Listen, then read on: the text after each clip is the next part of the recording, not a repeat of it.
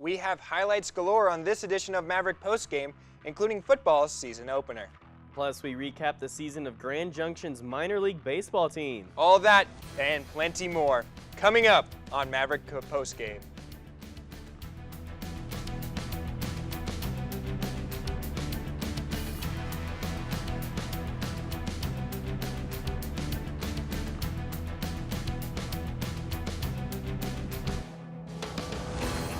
Well, guys, despite the little bit of rust, it feels so good to be back, and welcome everyone to another year of Maverick Postgame. Joe Azar alongside Bryce Reedy, and we have some good news and some bad news for you guys to start off the year. The good news is this is our last year on air for Maverick Postgame. The bad news? Well, the school year isn't done until May, so you still have to put up with us for another 8 months. So without further ado, let's get the ball rolling. And we'll kick things off with the opening kickoff for football. And after one of the most entertaining seasons in recent memory that ended with an RMAC championship, the Mavs still had a chip on their shoulder. Their motto, "Leave no doubt," sums it up. Despite their success, people are still skeptical of the team's ability to perform. Only way to shut down the critics? To perform. And the Mavs did just that against rivals Western State, and we're going to show you some of those highlights from Stoker Stadium on Thursday night football action. Yeah, everyone's excited, including this gentleman right here. He's getting us all pumped up as part of the marching band, and the Mavericks were pumped up right from the start. Yeah, Saloon on the first drive is going to go deep down the middle to Marcus Hines, who catches it, crosses the end zone, loses the ball, but the refs are going to call it a touchdown as they said he had possession as he entered the end zone, and that's 7-0 Mavericks in the early going. This is the second drive of the game for the Mavericks, and David Tan able to get in for the easy touchdown, celebrates there. 2 drives, 2 touchdowns for the Mavericks, 14-0 early in the first. But let's not stop there. Easton Saloom still in the first quarter. This time he's going to go deep down the right side, and he's going to find Peter Anderson for the 55-yard touchdown bomb. Still in the first quarter, and the Mavericks 21-0. Absolutely. As you can see on the replay here that we'll show you, 2 defensive backs couldn't catch up to Anderson. He's able to catch the ball for the touchdown, and that is a pretty play. Here's another pretty play for Saloom. Fakes to Tan, finds Vernell Moon in the corner of the end zone. Touchdown Mavericks. It's a rout at this point, 28-3. We're still in the second quarter. That's 4 touchdown passes for Saloom in one half. But he wasn't done there. No.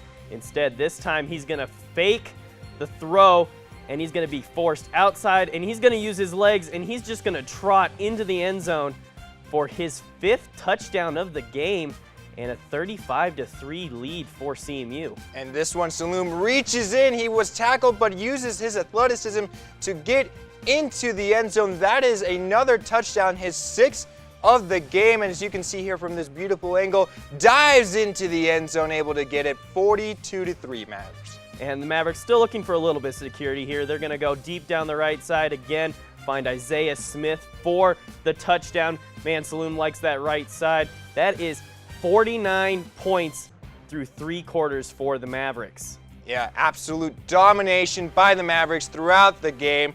Final score from Stoker Stadium was 49-23 CMU. As you can see with the final score, Western State was able to put up 20 points in the 4th when the backups were in. But the A-team shined. Easton Saloom, the RMAC Offensive Player of the Week for his stellar performance, throwing for 5 touchdowns, running for 2. That means he was directly involved in all 7 touchdowns for the Mavericks. The Mavs continue their season with a trip to Chadron State, kickoff scheduled for noon on Saturday. Now, football isn't the only team with skeptics after reaching the pinnacle of the conference. For the first time in 3 years, men's soccer took the pitch without their all-time leading scorer, Roy Abergale. Abergale's departure means there are some big shoes, or cleats, I guess in this case, to fill on the team to find their offensive firepower in order to replicate last year's RMAC double crown. Who stepped up for the Mavs? Let's find out as we take you over to the highlights from Walker Field in the season opener against Lubbock Christian University. Yeah, as you can see, that's Moshe Perez. He had the best goals per minute ratio in the Premier Development League. That is the highest amateur league in the U.S. He's trying to find his scoring boots, and he's going to find it right off the bat. As you can see, our mistake by the defenseman for Lubbock Christian. Perez able to find Del Mazo on that right-hand side, able to use his speed, forces the goalie into a bad position, and that's a tap, and that's my kind of range, Bryce, right there. Wide open goal, and you cannot miss. As you can see here, we slow it down, and it's still Del Mazo with the speed to be able to run through all that defense, able to square it up, and again, just an easy tap-in for Moshe Perez, and he does the C celebration there after Cristiano Ronaldo, and the Mavericks celebrate as they defeat Lubbock Christian. Indeed, the Mavs take down Lubbock 1-0 thanks to Moshe Perez's first goal of the season. Kevin Del Mazo with the assist in a starring role off the bench. CMU won their second game of the season against Newman University on Sunday in double overtime. This sets up a rematch against a top 10 team in St. Edwards this Friday at 7 p.m. at Walker Field. Well, over the summer, myself and other members of CMU TV had a once-in-a-lifetime experience broadcasting 37 live minor league baseball games for the Grand Junction Rockies, rookie ball affiliate of the Colorado Rockies. Those teams hosted the likes of David Dahl, John Gray, and Raimel Tapia, and they all got their start right here in Grand Junction. Other Major League hopefuls, like Rockies' top pick in 2017, Ryan Vilade, began their quest to follow suit and get called up to the big leagues.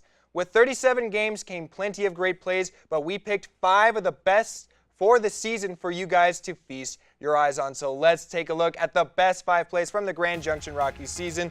This one comes against Orem Owls, the minor league affiliate of the Los Angeles Angels, and this is Ramon Marcelino with a diving catch. A beautiful play there by Marcelino over at right field. Great play.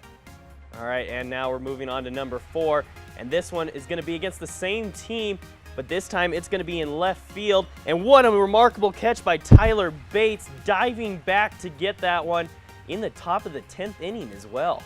Yeah, absolutely a big play there. Bates, not the tallest guy, able to catch it and keep the game alive for the Mavericks. And now we move over to Jeff Moberg. This is the last game of the season. They were down 5-1. Jeff Moberg over from third, gets the out on that play. He gets the out after an impressive dive. He throws the ball about 10 feet away from third base. That is not an easy throw. That is Nolan Arenado territory, my friend. Absolutely amazing. All right, now play number 2. This time, we're going to show you some bat power. This one is Casey Golden, walk-off home run, solo shot to give the Grand Junction Rockies the 8-7 win. Let's look at this.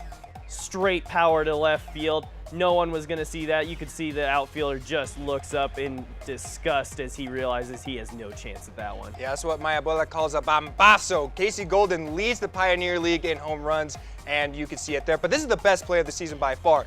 Off the foot of the pitcher, Alan Trejo says, not today, able to use the barehanded snag. The San Diego State alum able to use his hand and grab the ball and throw him out at first. The best play of the season from a fantastic season over at the Grand Junction Rockies. Now it's that time once again, Mavs. It's time for the Maverick of the Week, and it was really no contest this week as the honor goes to Easton Saloom for his showcase in the home opener. Saloom threw for 5 touchdowns and ran for 2 more on Thursday, bringing his total up to 7 in just 1 game into the season. With doubts coming in about Salem's readiness to take over the starting reins, he was able to show CMU what he can do on Thursday and delivered in a big way for the Mavericks. And for that reason, he is our Player of the Week. Well, that'll do it for this week. Check back with us next week for all the latest news and scores from the week in Maverick Sports. As always, with Bryce Reedy, I'm Joe Azar. We are so glad to be back again for another year, guys. We'll see you next week.